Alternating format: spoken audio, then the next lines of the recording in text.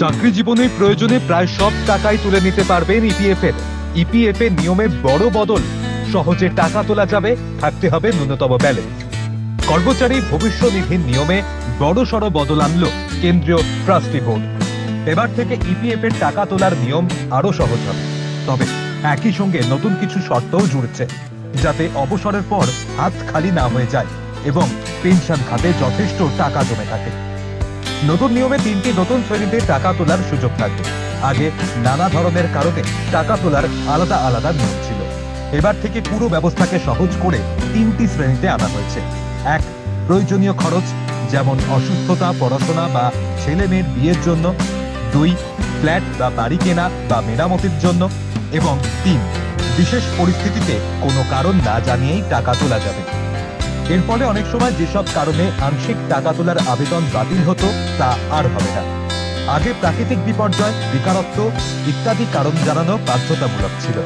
এখন থেকে সেই বাধ্যবাধকতা থাকবে না। টাকা তোলার সীমাও বাড়ানো হয়েছে। এখন থেকে শিক্ষা খাতে 10 বার পর্যন্ত টাকা তোলা যাবে। বিয়ের জন্য টাকা তোলার সুযোগ থাকবে 5 বার পর্যন্ত। এর আগে বিয়ে ও শিক্ষার জন্য মিলিয়ে 3 বার পর্যন্ত টাকা তোলার নিয়ম ছিল। বাড়ি তৈরির জন্য টাকা তুলতে গেলে ন্যূনতম চাকরির মেয়াদ কমিয়ে আনা হয়েছে 5 বছর থেকে 12 মাসে। শিক্ষা ও বিয়ের ক্ষেত্রেও ন্যূনতম চাকরির মেয়াদ 7 বছর থেকে কমিয়ে 12 মাস করা হয়েছে। তবে নতুন নিয়মে স্পষ্ট করে দেওয়া হয়েছে যে 25% ব্যালেন্স রাখা বাধ্যতামূলক। ইপিএফ অ্যাকাউন্টে মোট টাকার অন্তত 25% সবসময় রাখতে হবে সদস্যদের। সরকার বলছে, এর ফলে সদস্যরা 8.25% হারে সুদ পেতে থাকবেন এবং অবসরের সময় একটি বড় অঙ্ক জমা হবে। ইপিএফ এরও পরিষেবা আরো দ্রুত ও স্বচ্ছ করতে চালু হচ্ছে ইপিএফও 3.0 প্রকল্প। এতে থাকবে আধুনিক ডিজিটাল ব্যাংকিং ব্যবস্থা, যার মাধ্যমে অনেক দ্রুত টাকা তোলা যাবে। টাকা তোলার জন্য অনলাইনে আবেদন করা যাবে। বেতন থেকে সরাসরি কন্ট্রিবিউশন জমা হয়ে যাবে। ডকুমেন্টেশনের ঝুঁকি কমবে। রিজার্ভ ব্যাংকের সুপারিশ অনুযায়ী তহবিল পরিচালনা ও বিনিয়োগের সংস্কারের জন্য একটি বিশেষ কমিটি গঠন করবে ইপিএফও।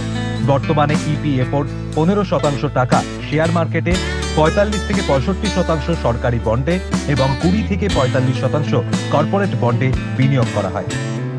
আরবিআই কর্পোরেট বন্ডে বিনিয়োগের ন্যূনতম সীমা তুলে দেওয়ার পরামর্শ দিয়েছে। তাছাড়া নতুন ফান্ড ম্যানেজার নিয়োগ করার সিদ্ধান্ত নিয়েছে কেন্দ্রীয় কমিটি। ঋণ পোর্টফোলিও পরিচালনার জন্য আগামী 5 বছরের জন্য 4টি সংস্থাকে নিয়োগ করা হয়েছে।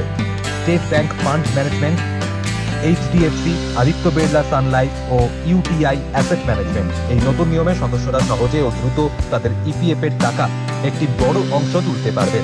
আবার একই সঙ্গে ভবিষ্যতের জন্য সঞ্চয়ও বজায় থাকবে। সরকার বলছে, এই পরিবর্তনের ফলে কর্মজীবী মানুষদের ইজি অফ লিভিং বা দৈনন্দিন জীবনের আর্থিক সিদ্ধান্ত নেওয়া আরো সহজ হবে।